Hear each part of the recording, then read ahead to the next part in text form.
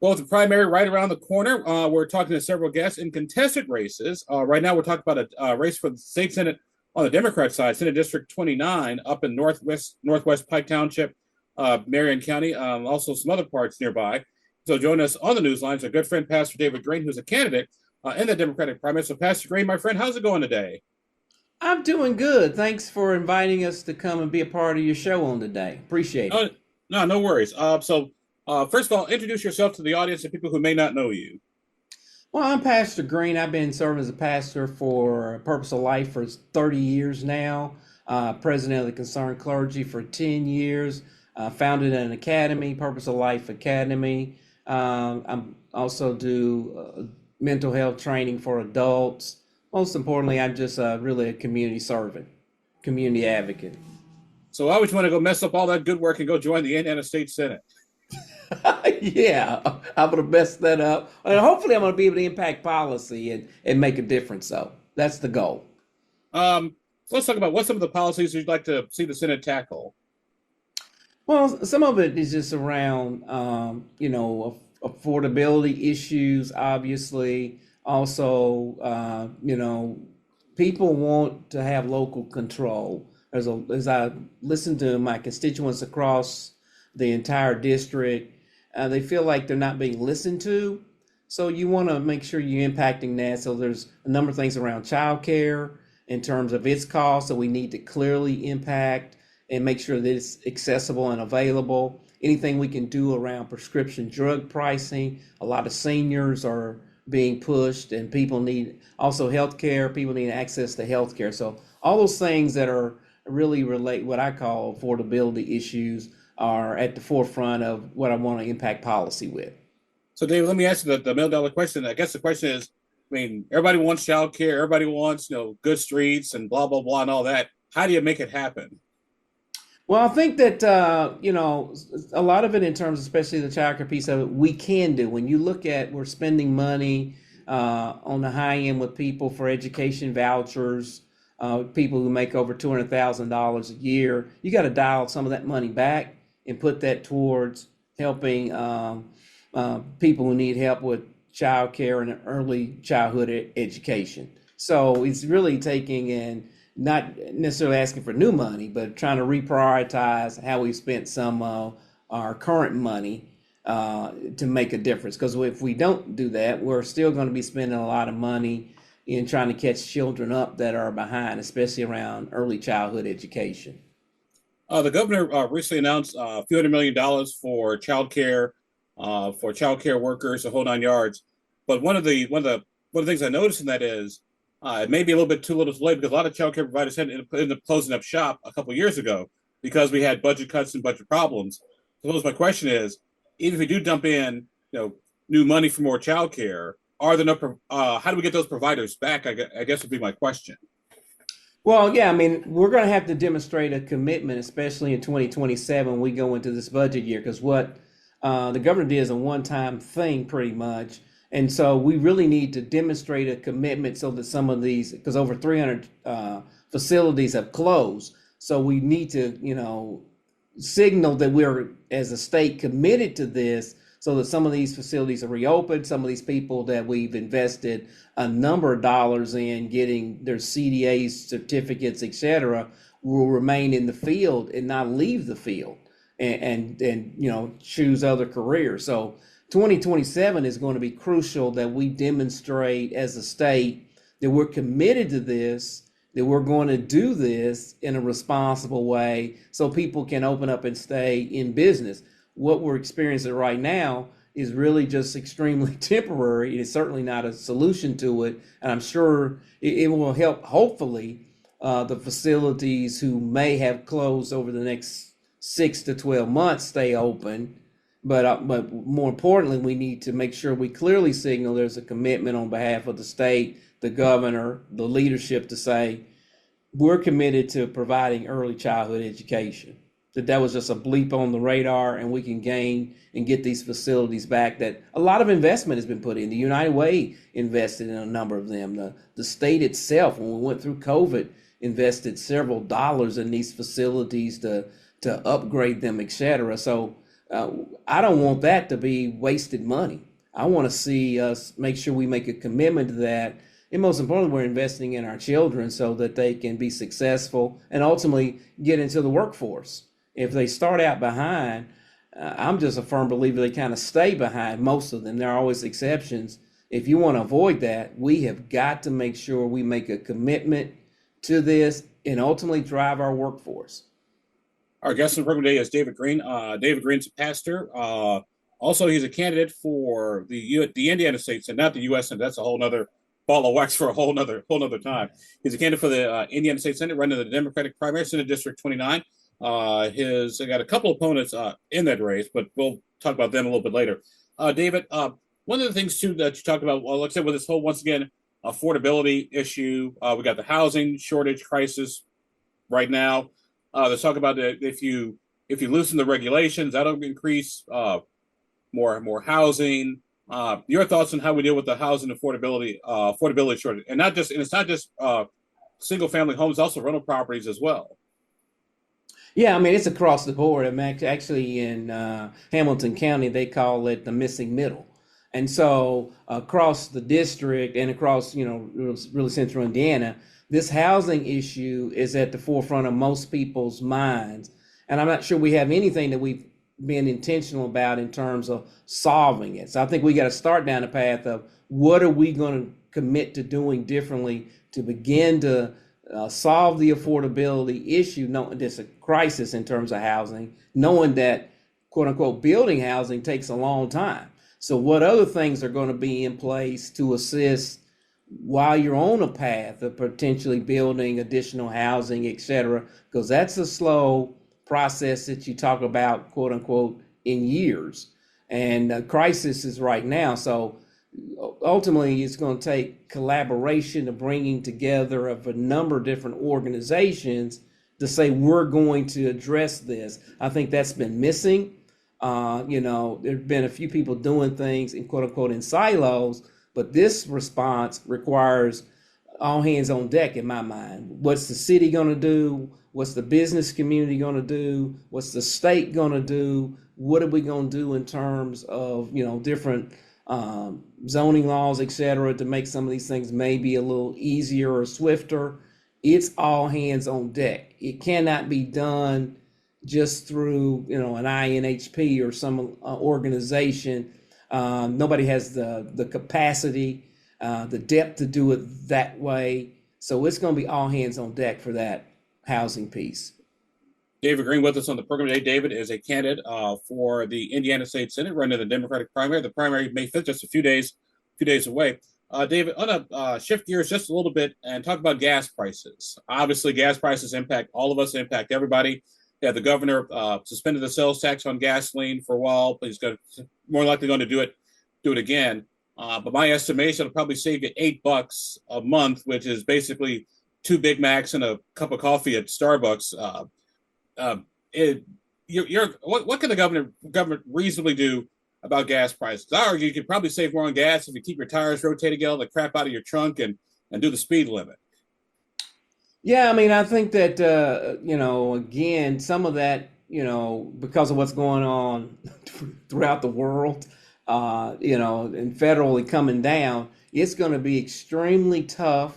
But, what we can do is suspend maybe the gas tax and maybe rather than just take it 30 days at a time, signal again, hey, it's going to be done for the rest of this year so that people can count on, quote unquote, that reasonable portion of a break. But, if certain things blow up or certain things happen, well, gas will still be high. I'm not sure it's going anywhere. And that's why it's important that we not only be trying to minimize those things, but how do you grow the economy? How do you grow people's skills? How do you get to people having the capability to work livable wage jobs? So we got to grow the income side as well. So you can't just look at the one side. You got to figure out now, how do we grow it? How do we get people's skills up where they can make more money? Because some of these things it may be a long time coming before they quote unquote drop significantly. That we say, oh yeah, mean, some of these things that are beyond quote unquote our human control may take a while and may last longer than people would like to see, but they are every week having an impact. Because when gas prices up, that means groceries and everything else is up. Anything that we're transporting is going to cost more.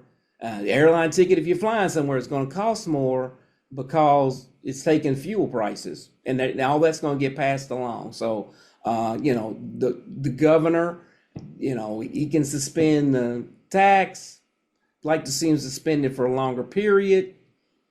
But outside of that, make sure the rate doesn't increase. I think in June or July, another penny. All those little things will help a little bit, but they're not the be all end all. It's certainly not a silver bullet. On that issue of affordability, I want to circle back, particularly the housing issue. I wrote a column recently about converting old malls into apartments and sort of affordable / attainable housing. I'm thinking about a mall in our district. Like I said, I'm in Pike and in your district, Lafayette Square Mall, which has sort of been going through this sort of back and forth reimagining, repurposing. Do you think that maybe something like that could work to alleviate the housing shortage, not just here in Marion County, but like strip malls across Indiana, and because malls aren't what they used to be when you and I were kids, when we both had more hair and less stomach. Right. Yeah, exactly. I agree with that wholeheartedly, because we've got to repurpose some of these buildings to help address it. Because you can't just like quote unquote find land, get it zoned properly, build it. That takes far too long. It would be easier to repurpose some things like Lafayette Square Mall, rather than have something that's everybody's wondering what's going to happen, when it's going to happen.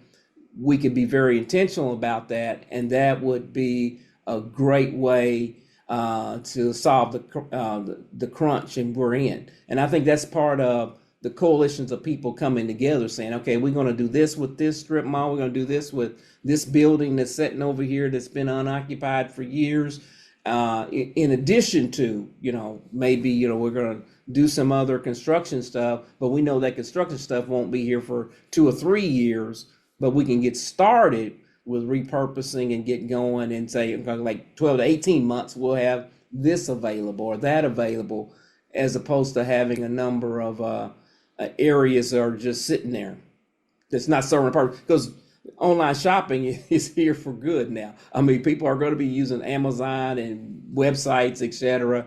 So I'm not sure, Abdul, while we were going to the malls and stuff, that will not be as popular even 10 years from now, as people will do, a lot of shopping online. There'll be some stuff they want to go in the store for, but much of this stuff will be happening online. Yeah, we have a 2-car garage, but my half of the garage is filled with boxes from Amazon. So I totally, my friend, I understand.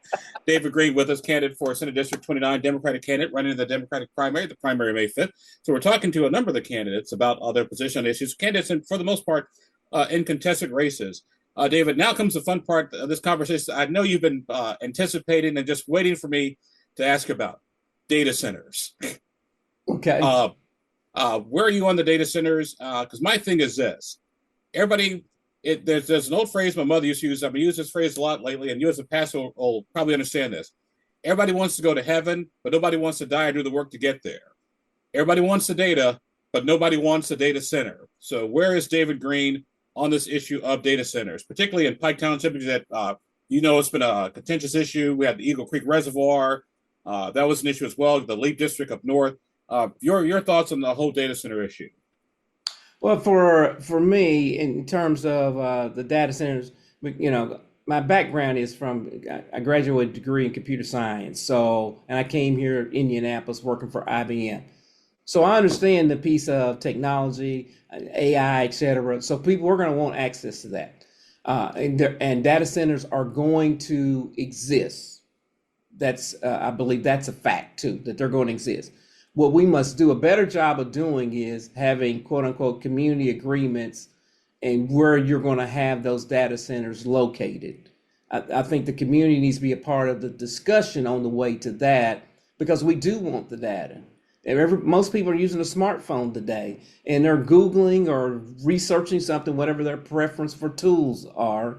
And so they're going to exist, but we need to be a part of in terms of the community, in terms of where's this going and how does this work, so that maybe it's not sitting quote unquote in the middle of somebody's neighborhood, but is positioned somewhere where it makes sense. And we got to be clear about, okay, what's this power thing going to look like? What's that going to cost, et cetera. I think we need to work together in solving the problem and working through it, because it's here to stay. It'd be almost like saying, well, I don't want, cell phones. I'm just going with landlines. Well, that's not really practical. That's not really going to happen. So these things are going to take place. But the key is we got to have better, more transparency, more community engagement, and working through the locations of those things, what the community is going to get as a result of it, and ensuring that some of these data centers also that data center going in is going to make it. Google, I got complete confidence they're going to make it. They got enough financial resources to make it. You just don't want a data center then that 5 years from now didn't make it or got swooped up by somebody else and got moved. So there's a number of questions in there, but you got to work through that, and I believe we need to work through that. Sometimes we got some data centers now has become like a bad word. It's like a cuss word to even bring it up. And for me, because I spent time in data centers in my IT realm as a systems engineer for IBM, I'm like, well, that's a good word. It's fallen into bad company, and we need to approach it differently.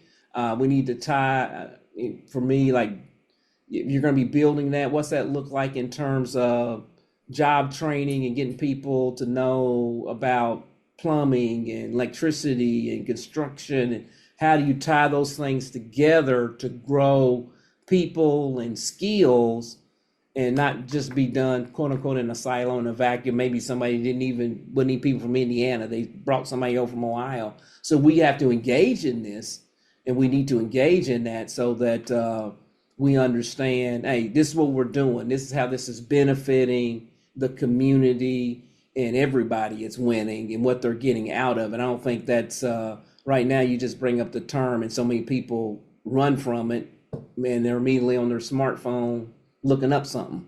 And so like, okay, this is where this comes from.